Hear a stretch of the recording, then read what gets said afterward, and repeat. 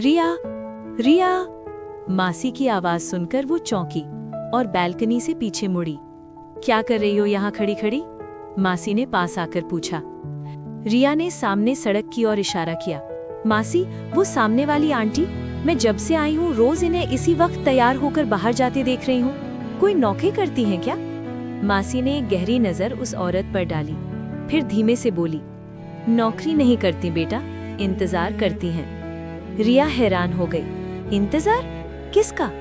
मासी ने बैल्कनी की रेलिंग पकड़ ली, जैसे यादों का सहारा ले रही हूँ। उनका नाम सुधा है और वो रोज अपने पति की खबर लेने जाती हैं। पति की खबर? मतलब? रिया अब पूरी तरह उलझ चुकी थी। उनके पति फौज में थे, बॉर्डर पर तैनात।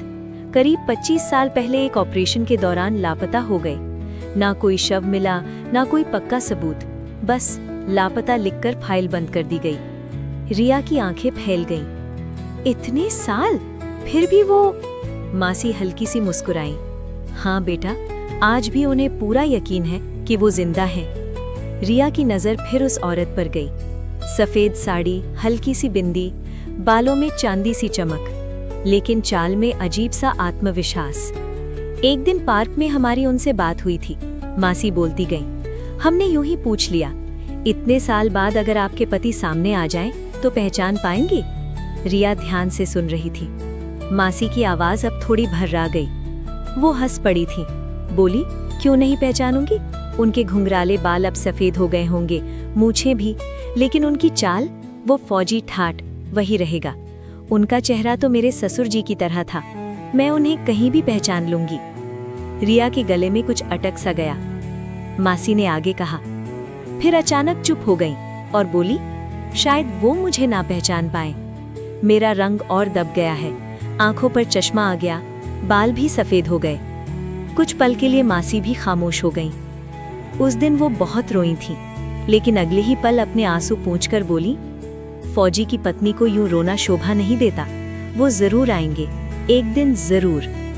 रिया की आंखें अब नम हो चुकी थीं। नीचे सड़क पर वो औरत धीरे धीरे आगे बढ़ रही थी, जैसे हर कदम के साथ उम्मीद को जिंदा रखे हुए हो।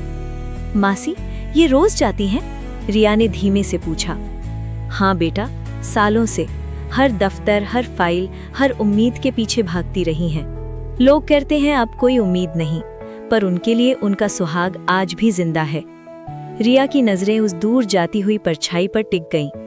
आज पहली बार उसे समझ आया, कुछ उम्मीदें वक्त से नहीं, विश्वास से चलते हैं। उसने धीरे से हाथ जोड़ लिए। मासी, हम सच में बहुत छोटे हो जाते हैं इनके सामने। मासी ने उसकी पीठ थपथपाई। हाँ बेटा, ये सिर्फ औरतें नहीं, ये वो कहानियां हैं जो कभी खत्म नहीं होती। नीचे सड़क अब खाली थी, लेकिन उस रास्ते पर आज भी कोई चल रहा था, उम्मीद और एक अधूरा इंतजार।